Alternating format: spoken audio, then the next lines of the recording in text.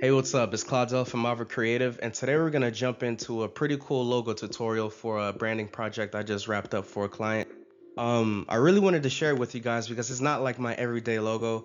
It's a very original design, very unique, and just wanted to show you guys the process that I took and all the steps that I took to get it done. So, with that being said, let's jump in. So, first things first, just to give you guys some background about the client.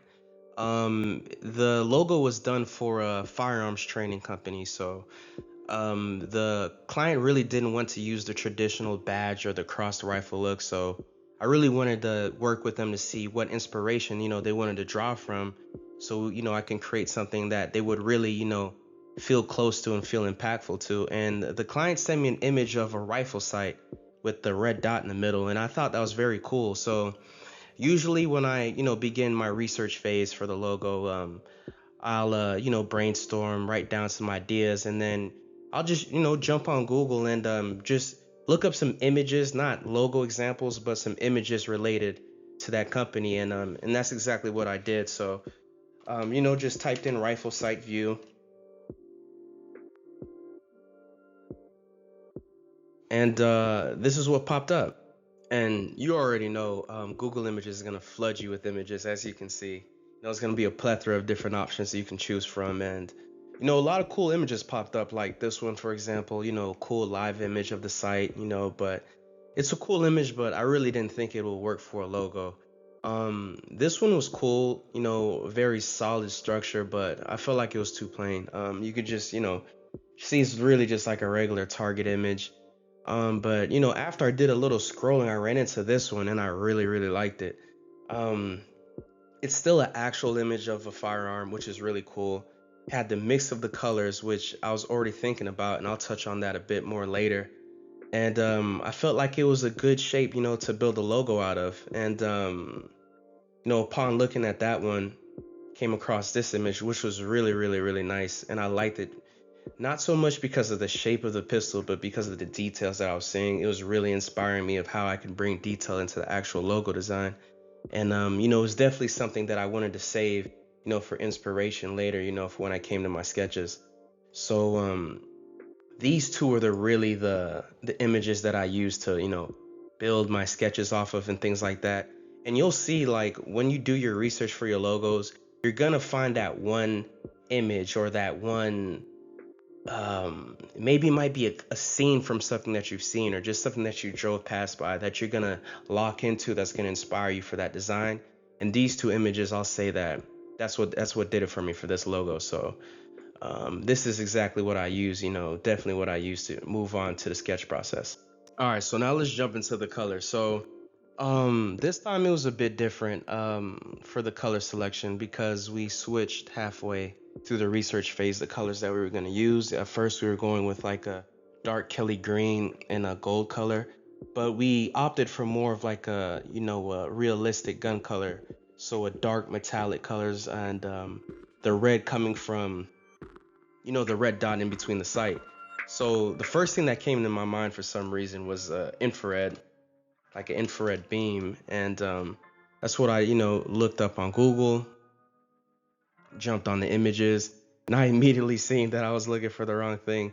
This is mostly like heat seeking things and body temperature images, but I quickly realized what I was looking for. Me being a sneakerhead, I realized I was looking for the infrared Jordans, that color. And as soon as I seen the infrared sixes, I knew that I found what I was looking for. That very iconic, the suede black, the burnt red, the nice bluish grays from the icy soul. So spent some time, just going through, images of the sixes, trying to see which images, of the particular shoe showcased the colors the best. Cause some images you'll see that, they'll be real muted. Some of them would be very saturated like this one. So I just kind of, combed through the images, found the ones that I felt had the best representation of the colors for what I was trying to do, and then saved them and then got them ready for extraction. And I'll go through that next. All right, so now I'm gonna show you guys how you can, just pull a color palette from a image that you might, get some inspiration from. And there's different tools that you can use to do this. Right now, I'm gonna use Coolers, just just to show you guys, as a free example that you can use. But typically I use the Adobe Color Wheel app. It's really, really good. You can do the same thing, but this works just as fine and it's free.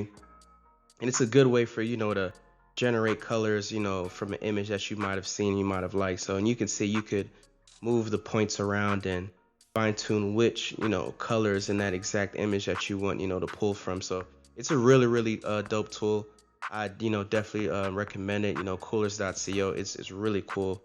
And that's what I used. So what I did, just jumped on, found a really, really good image of the sixes where I felt like it pinpointed on all the different points of the color.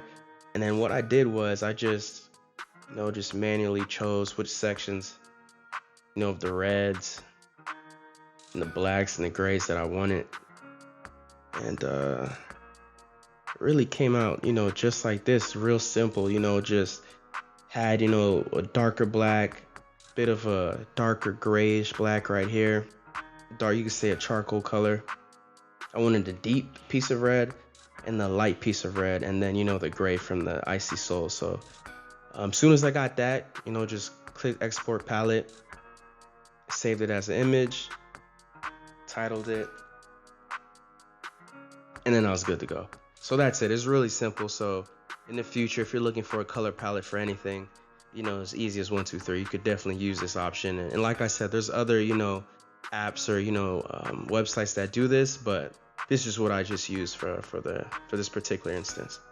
All right, so now we're gonna jump into the Illustrator setup. So as you can see, you see the colors and everything like that. This is how I usually set up my design process inside of Illustrator. So the first thing I always do is just set a quick grid, just so I can know where things are. Drop maybe a guide in the middle, just to have a waypoint so I know I'm designing things within scale. So for this one, the sketch was really just a rough sketch, and people ask me all the time when I tell them that I do graphic design and web design, like, oh, you must really know how to draw. It's not that you have to know how to draw to do this, but not all your sketches are going to be fine pointed. So, and I remember when I first started, I really wasted a lot of time on that, bringing rulers out and my compass and everything, trying to make all my sketches perfect. But the more you get comfortable with the tools within Illustrator, the less accurate your sketches have to be. And I'm going to show you guys a sketch and you're going to laugh, but it was really just I guess you could say a crude sketch of what I wanted. And based off the image that you see me select earlier, you'll kind of just get the basic gist of it. I just needed to see where things were going to lay and how I wanted it. I knew that I wanted the gun and the target. I was really feeling it. And I kind of wanted something to look like a road or a pathway to a point, because they are teaching firearms training, and at some point you want to get better at it. So I wanted to kind of give it like the logo and effect of like a journey. So this BS sketch is all I felt like I needed, and it really was all I needed. So I'll just show you how I usually set it up after that. So usually I'll just place my sketch right there, and then since I knew I was going to be working with that image very closely, I just laid it right on top of it, just as a reference point. So as you can see here, just had everything set up like that. So I seen exactly how I wanted it to look. I knew that there'd be an overarching circle. I knew, from the sketches, the curvature of the silhouette of everything, the pathway. And then, I just started building from there. And, just, started making lines and using the shaper tool and things like that. And I'll give you guys, a view of how that process went.